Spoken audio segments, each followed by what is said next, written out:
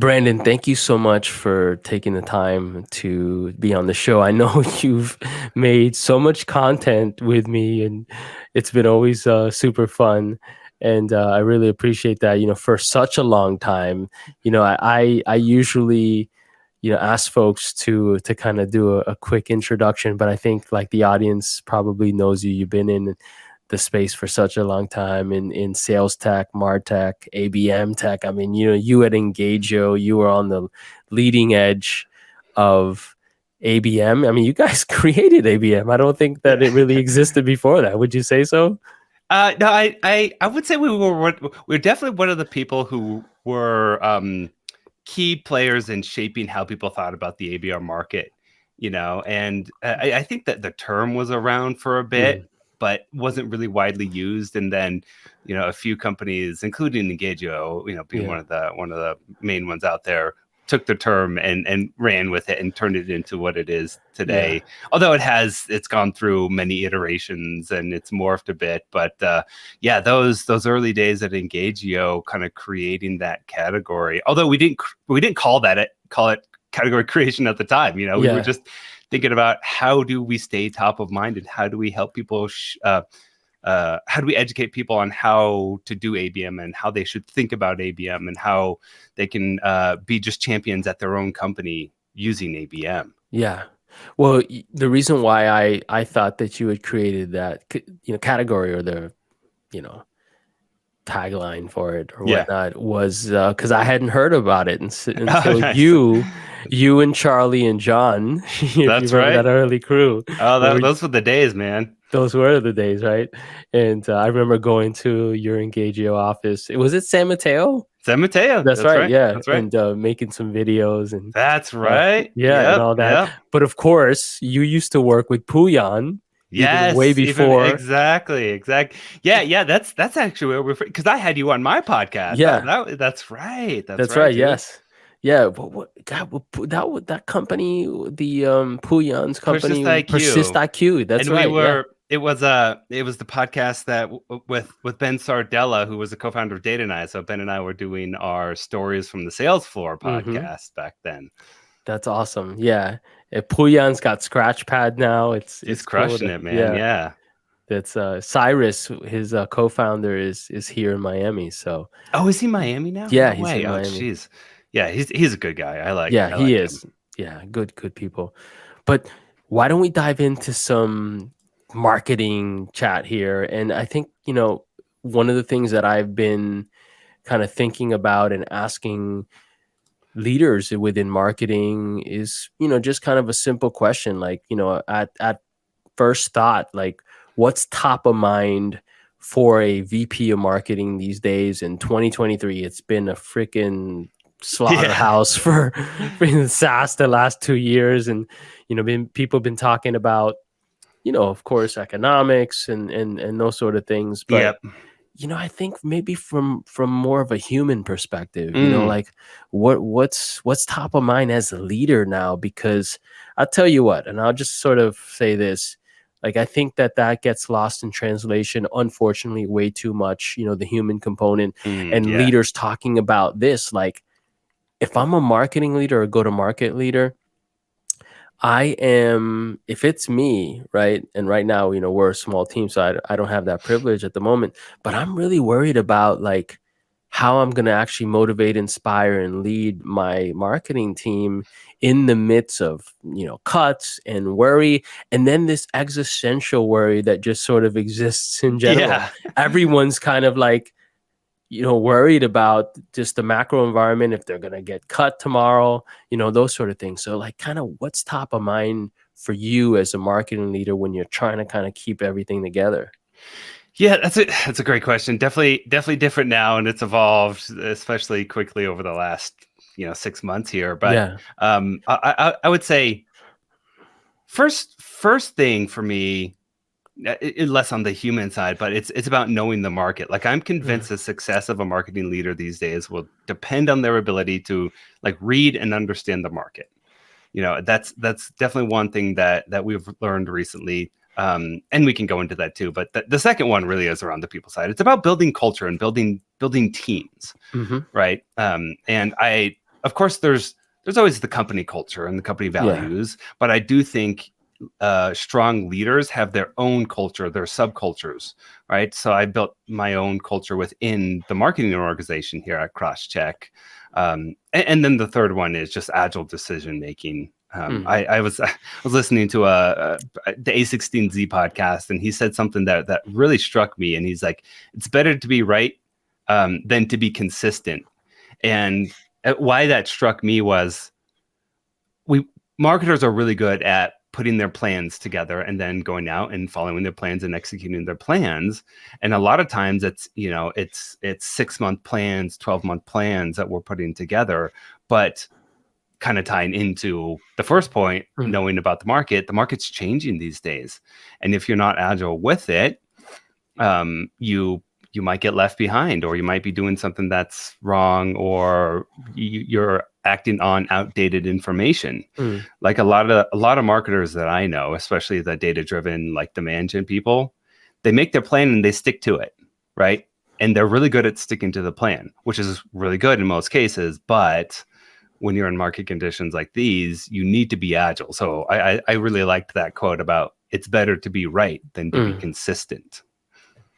How do you sell that to the board and to your CEO, the notion of like, hey, we're gonna be agile, we're gonna be changing things maybe multiple times a quarter per, let's say.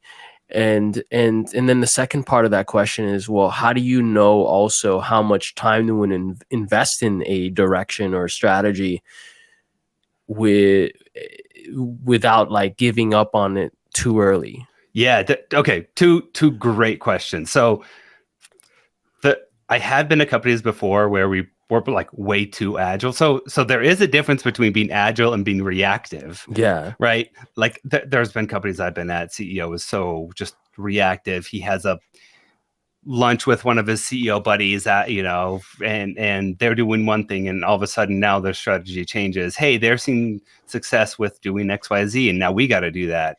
Where it's like, okay, is it a similar company at a similar stage? Do we have similar resources? Are we Mm-hmm. selling to similar people?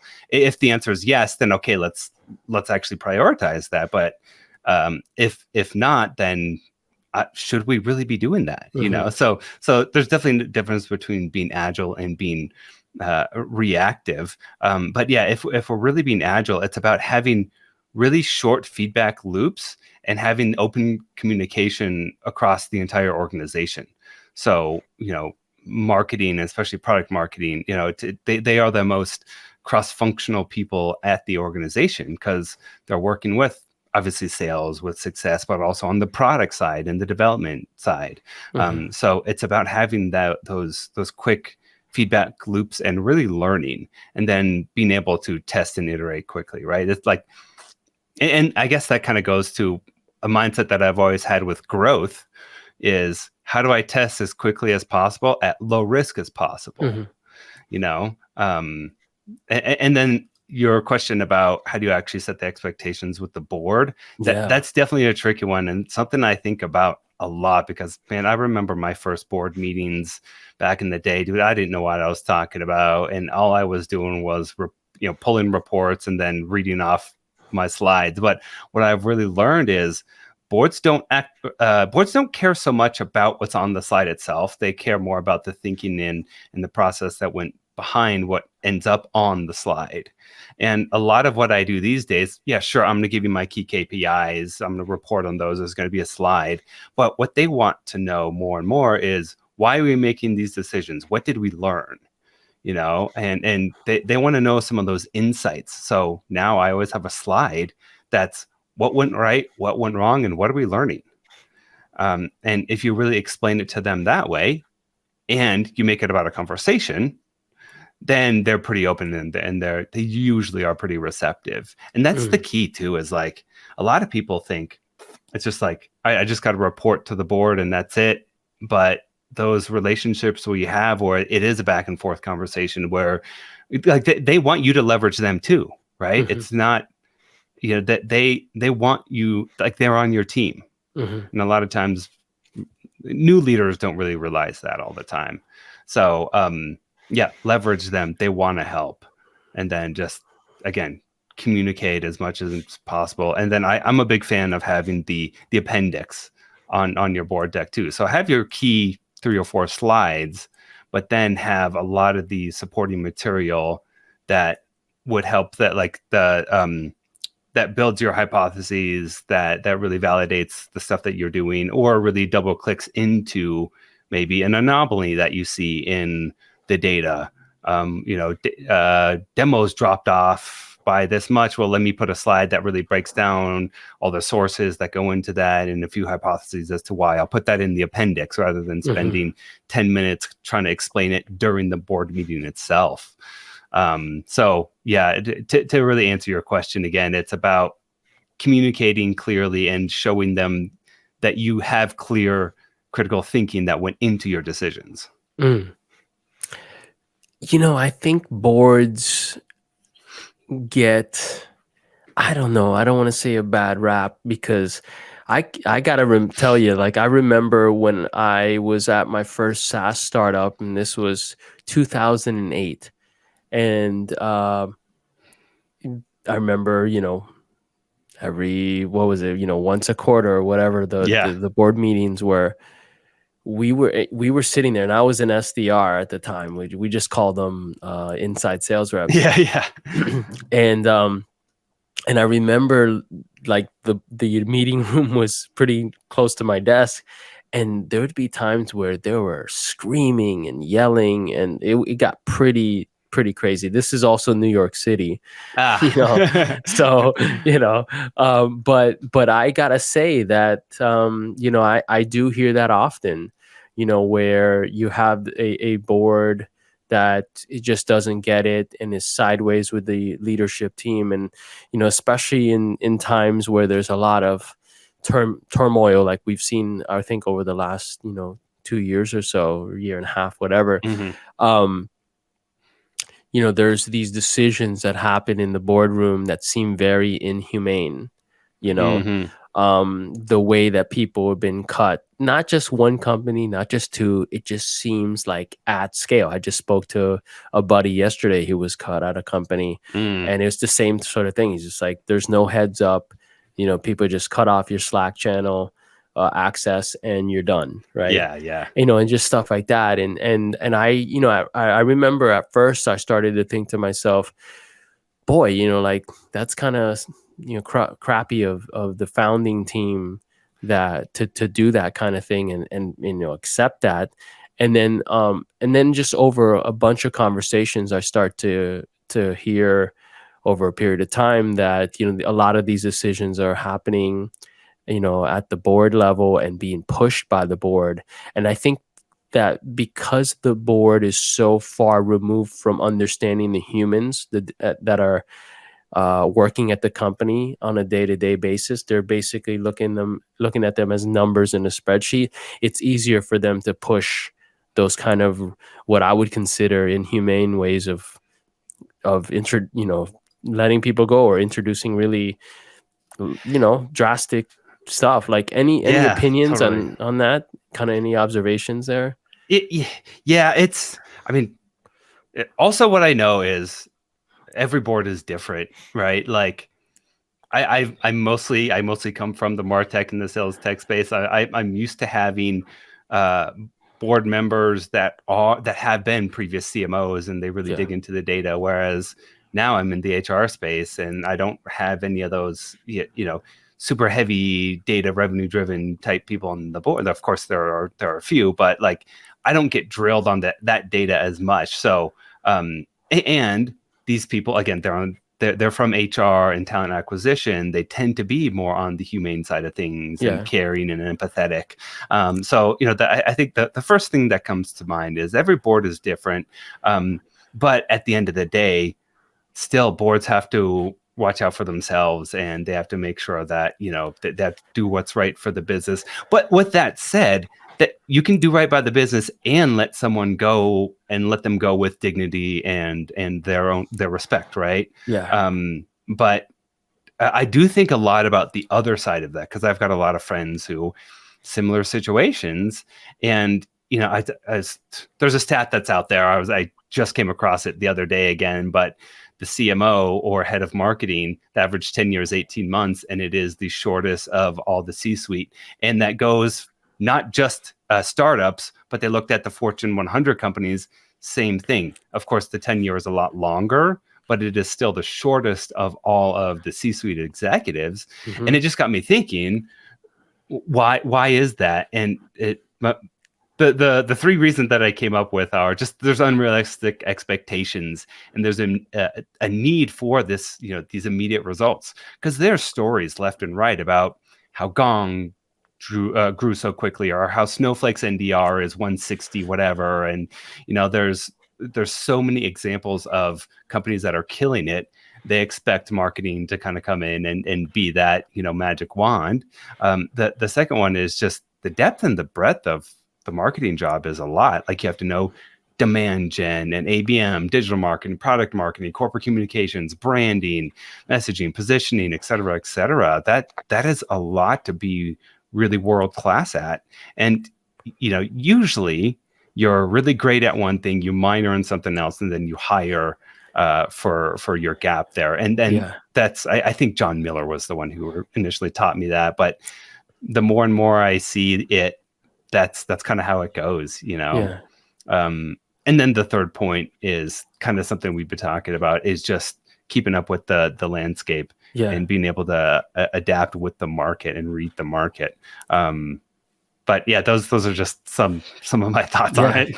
Well, hell of a mentor, right? John Miller. I mean, you're talking about, exactly. For folks who An don't OG, know John, exactly. If you don't know John Miller has been in the game for such a long time. He was a co-founder of Marketo, which is a pioneer in marketing automation, right? Yep. And before that, he was at Epiphany. Before that, he was at Exchange. Like, he was literally there at the birth of marketing automation, marketing, demand generation.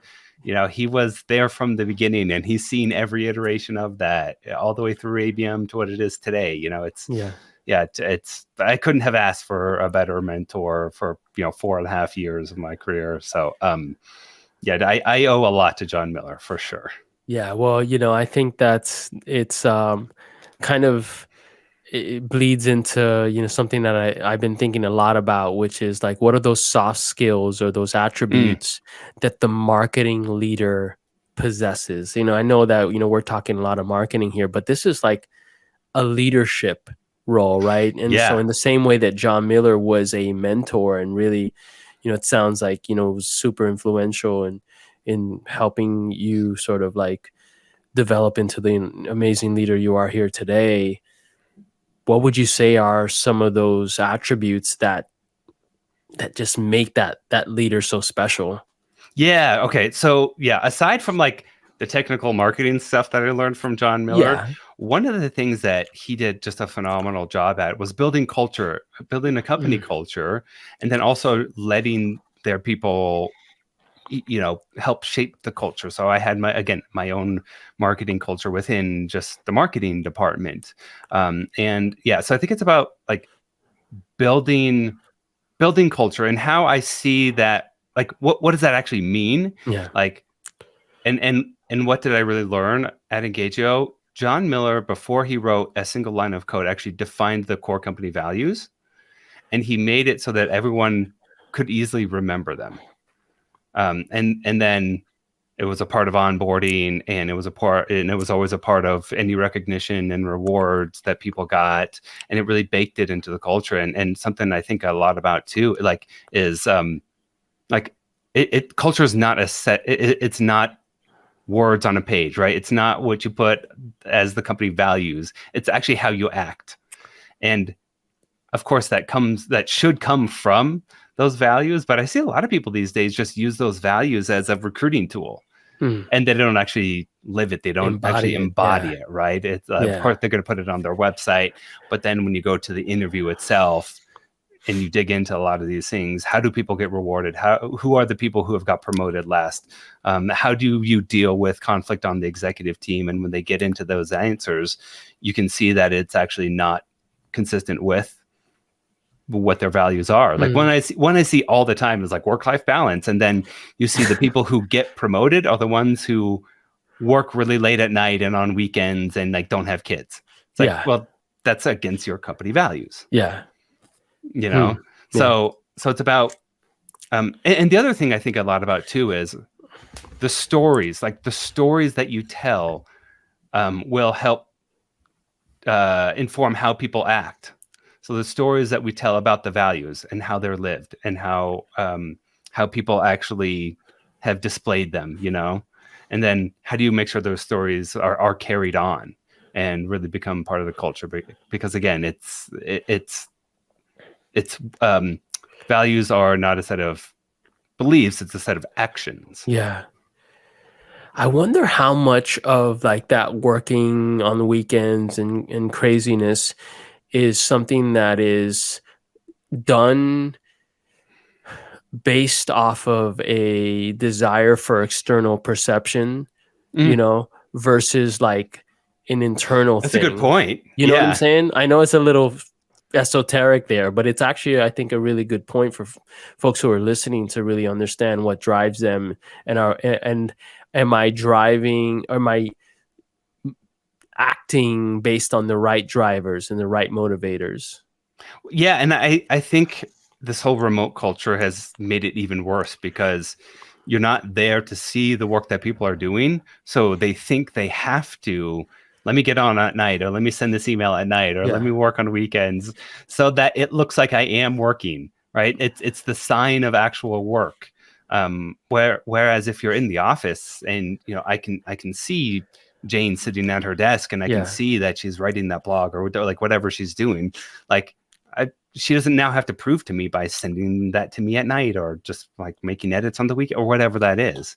I do think the remote culture has kind of exacerbated that a bit. Mm.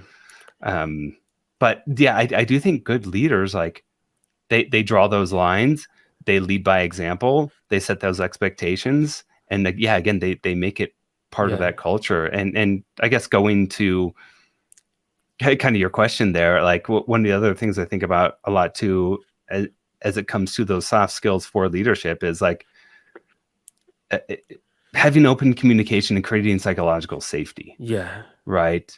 And So psychological, huge. yeah, So huge. it's one of the most important things that you can do, and it's just fostering that environment where people feel like everyone can freely express themselves and take those risks and provide constructive feedback without the fear of any sort of negative repercussions, whether that's Yeah. being called out in a meeting or being demoted or getting fired or whatever that Yeah. is.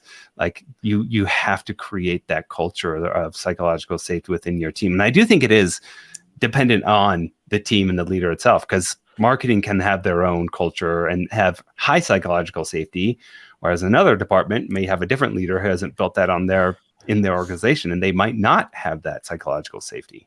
Yeah. This surfaces a conversation that I had in last, I don't know, I would say maybe last month or so with basically like a business coach who was talking about vulnerability and how Mm, there's this perception that, in certain cultures that vulnerability is a a weakness, and weakness, yeah, he exactly. right, and we've all dealt with that, right? Even stemming back to the playground as Yeah, yeah, young men, right, exactly. young kids, where like, oh, if I cried, I'm vulnerable.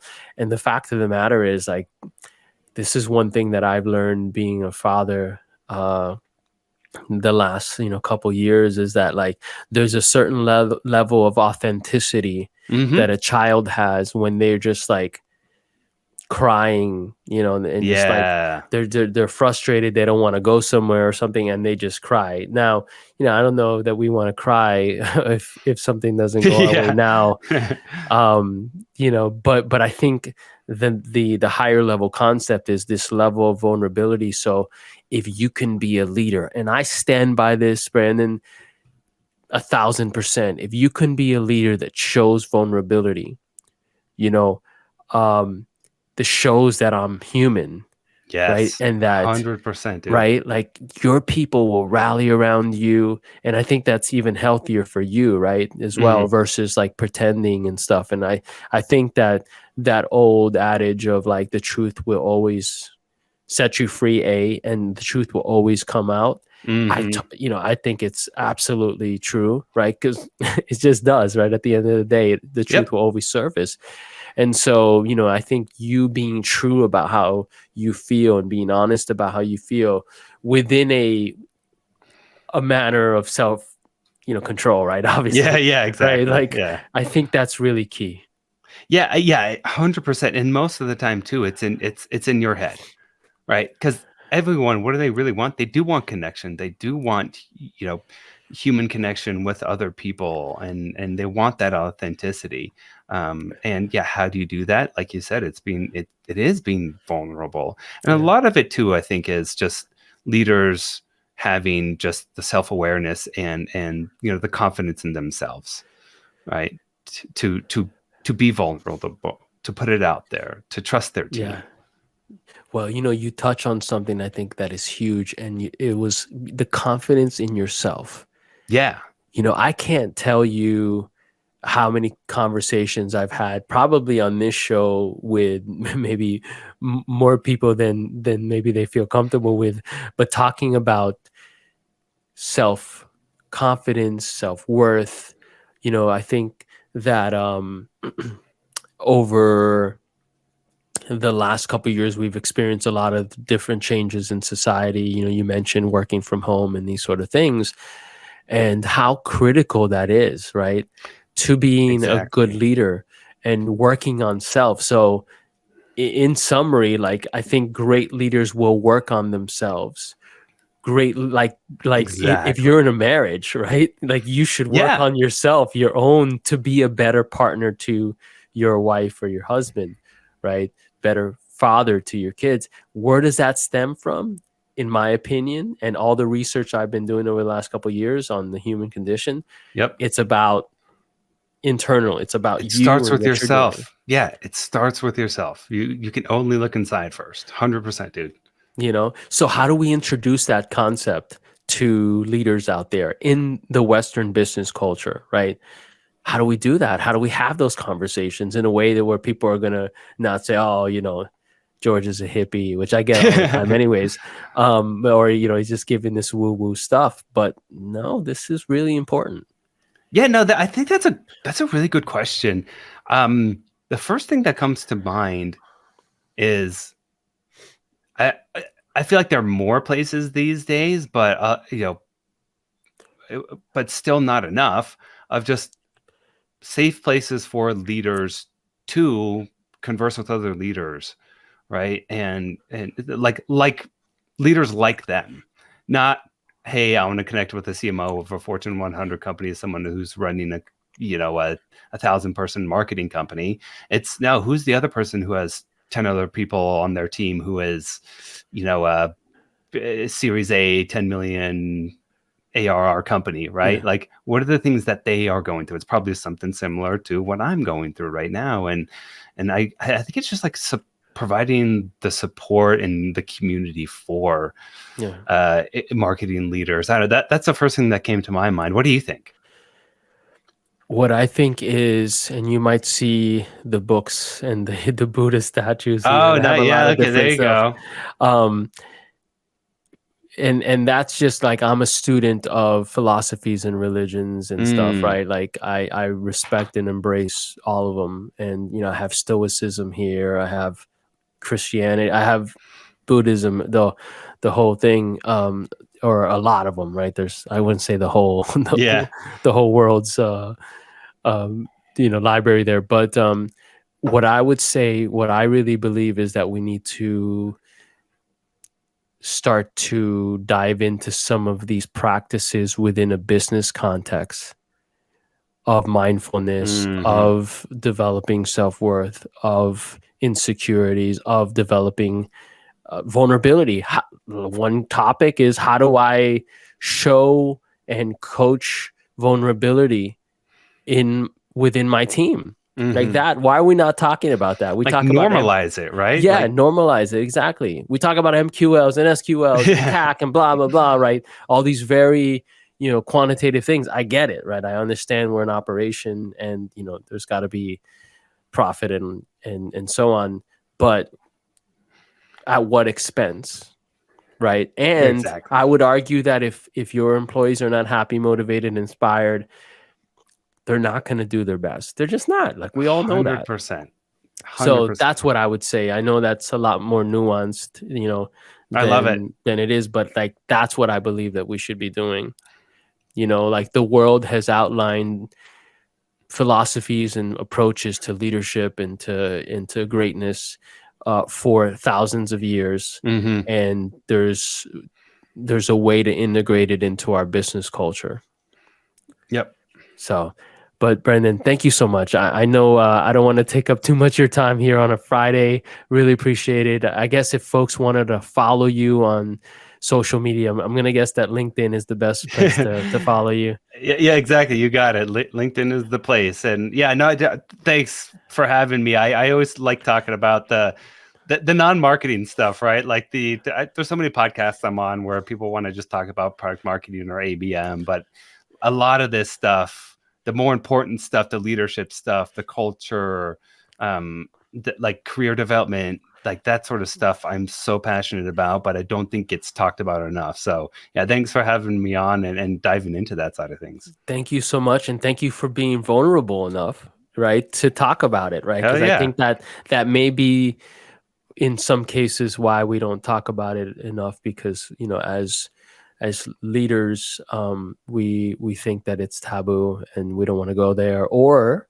as here's another concept, right? Like as individuals, we haven't gotten there ourselves. So if we haven't got there ourselves in our personal lives, how the heck could we ever bring it to work, right? We just don't even have it. That's top of mind. So, part of my mission, I think, is to try to raise awareness around this stuff, because it just helps the human in total and our planet. We need more thoughtfulness and more kindness, I think. But Absolutely. and that starts with us, right? Yep. If we can't be kind to ourselves, we sure as hell can't be kind to That's anybody right. else, right? Anyways, brother, thank you so much. Yeah, have a wonderful, wonderful day. And I got to come out to Colorado soon. My co-founder Dane's there, so maybe we can catch up Absolutely. Hell sometime. yeah, dude. That'd be a blast. Thanks for having me, man. Thank you. All right. Cheers.